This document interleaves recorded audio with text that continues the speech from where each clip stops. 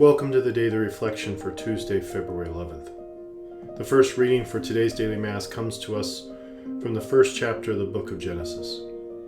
It reads, God said, "Let the water teem with an abundance of living creatures, and on the earth let the birds fly beneath the dome of the sky."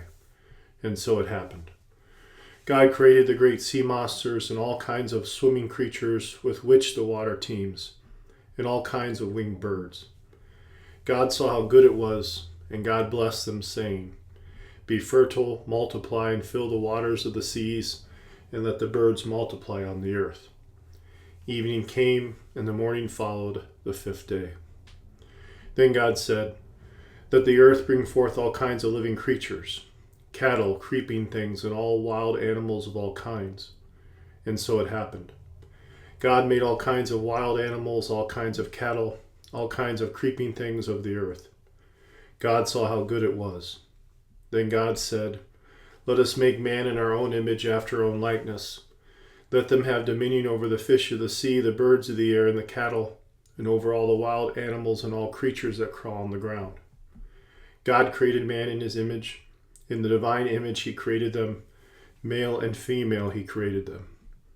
God blessed them, saying, "Be fertile and multiply. Fill the earth and subdue it.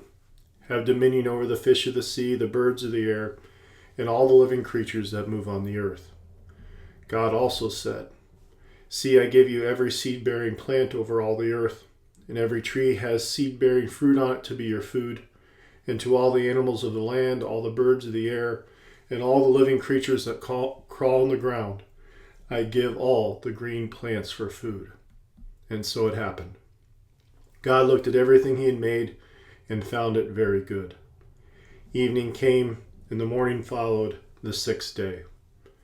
Thus the heavens and the earth and all their array were completed. Since on the seventh day God was finished with the work he had been doing, he rested on the seventh day from all the work he had undertaken. So God blessed the seventh day and made it holy, because on it he rested from all the work he had done in creation. Such is the story of the heavens and the earth at their creation.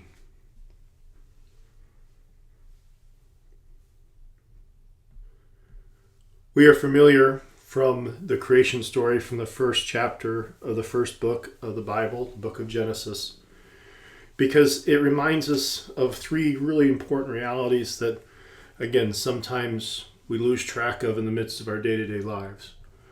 One is that as we look out to the world, it is good.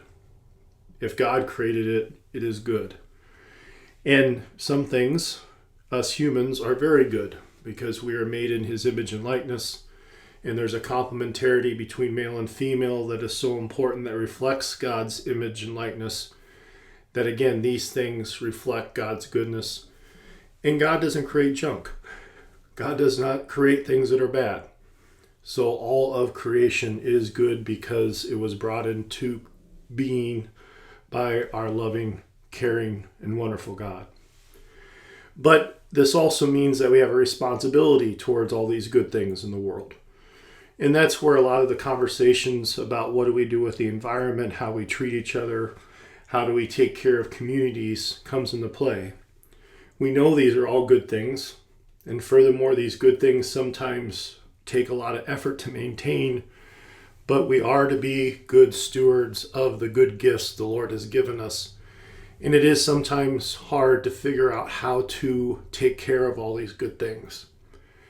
But the Lord also establishes the fact that if we have relationship with him, if we take the Sabbath day, especially Sundays, but any time of rest for prayer and meditation, God can help us to manage all these things, meaning that we can see the goodness of the world, but also we can see ways that we can maintain this goodness and try to hold many things in a tension where how do we take care of the environment and also take care of people?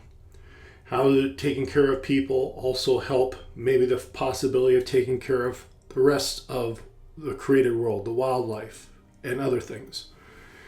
But again, it is that prayer, it is that rest, it is taking that time to be in relationship with our God, where again, we can hold all these things together in such a way that we can truly give thanks to the Lord for the goodness of creation, but also work diligently each and every day through God's grace to make sure that we are good stewards, that we do have appropriate dominion over the created world, and truly help our brothers and sisters, especially those in need. Thanks for listening, and have a blessed day.